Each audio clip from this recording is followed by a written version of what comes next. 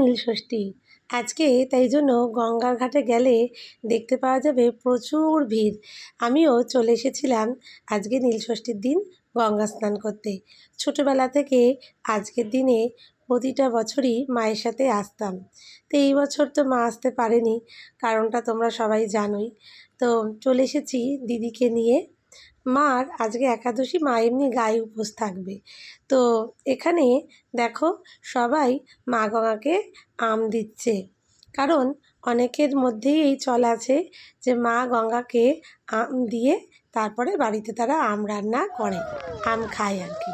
তো চলো, এখন আমরা গঙ্গায় যেহেতু গেছি, গঙ্গার জল না ভরলে তো হবে না, কারণ গঙ্গার জল তো আমাদের লাগবেই, তাই গঙ্গার জলটা ভরে নিলাম। আর এইদিকে আমাদের সত্যি খুব ভয় লাগে, সাঁতার কাটতে তো আমি পারিই না। দিদিও একদম ঘাটে বসে বসেই চান করছে, আর আমিও মগ নিয়ে গেছিলাম বাড়ির থেকে, কারণ ওই যে ভয় লাগে। তার এই দিদি চান করে মৈত্রীদি এখানে সূর্য প্রণাম করছে। নীলষষ্ঠী কেন পালন করি সেটারও একটা পৌরাণিক কাহিনী আছে। আর আমাকে দেখতেই পাচ্ছ, এখানে আমি মগ নিয়ে নিয়েছি, কারণ বাড়ি থেকে মা বর বলেই দিয়েছে একদম নামবে না। আর ব্যাস, এখানে এই বোনটির হাত ধরে 3টে ডুব দিয়ে নিলাম। ভয় লাগছিল, কিন্তু গঙ্গায় গেলে আমি 3টে ডুব দিই, তারপরে সূর্য প্রণাম করলাম। খুব ভাল লাগছিলো, মনে হচ্ছিলো জল থেকে নাই উঠি, জলের মধ্যেই থাকি আরও কিছুক্ষণ ধরে, এত শীতল জলটা। আর গঙ্গা মায়ের বুক থেকে, মানে এই গঙ্গা নদীর ওপর দিয়ে কত কিছু বয়ে যায়, তাও গঙ্গা মা সবসময় শুদ্ধ। গঙ্গার জল ছাড়া কোনো শুভ কাজ হয় না। তো এদিকে দেখতেই পাচ্ছ, এখানে গঙ্গার ঘাটের এখানে একটি শিব মন্দির আছে। অনেকে এখানেই গঙ্গার ঘাট থেকে চান করে এখানে শিব মন্দিরে পুজো দিচ্ছে। তো সেখানে আমিও একটু জল দিয়েছি বাবার মাথায়, তারপর বাড়িতে এসেছি, এসে ঘরের ঠাকুরদের পুজো দিলাম। আজকে নীলষষ্ঠীর দিন, অন্যান্য দিন সবসময় শাড়ি ঠাড়ি পরায় সাজাগুজু করা হয় না, কিন্তু নীলষষ্ঠীর দিন শাড়িটা পরবই। আর ঘরের পুজো দেওয়া হয়ে গেল।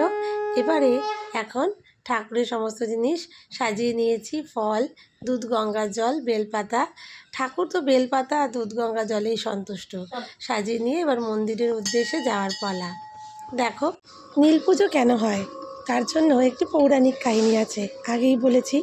আসলে রাজা দক্ষের আয়োজিত যজ্ঞে পতির অর্থাৎ মহাদেবের অপমান সহ্য করতে না পেরে সতী আত্মহুতি করেন, এবং নীলোধ্বজ রাজার ঘরে ওনার জন্ম হয় এবং নাম হয় নীলাবতী। আর চৈত্র সংক্রান্তির আগের দিনই, অর্থাৎ নীল পুজোর দিনই মহাদেব আর নীলাবতী অর্থাৎ মা সতীর বিবাহ হয়। সেই জন্যই নীল পুজো। সবার মঙ্গল কামনায়, সন্তানদের মঙ্গল কামনায় এই পুজো হয়।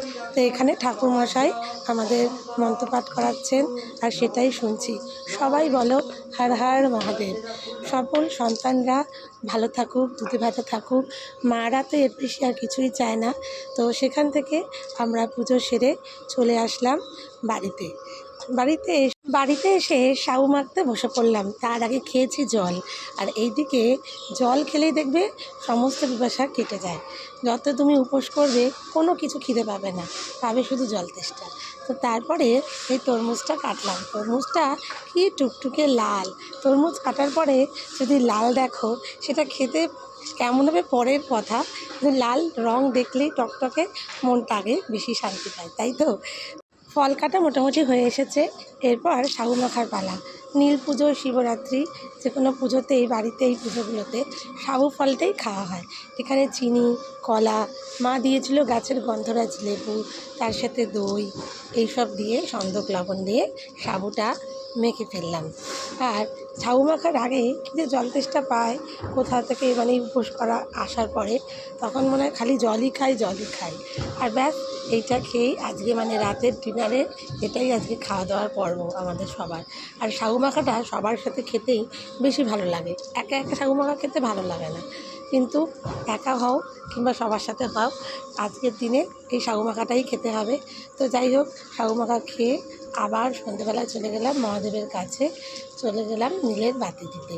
নীলের বাতিটা সন্ধেবেলাতেই দেওয়াটা ভালো, সেই জন্য বাবার কাছে গিয়ে আবারও সন্ধেবেলায় নীলের বাতি দিলাম। সবাই বলো হর হর মহাদেব।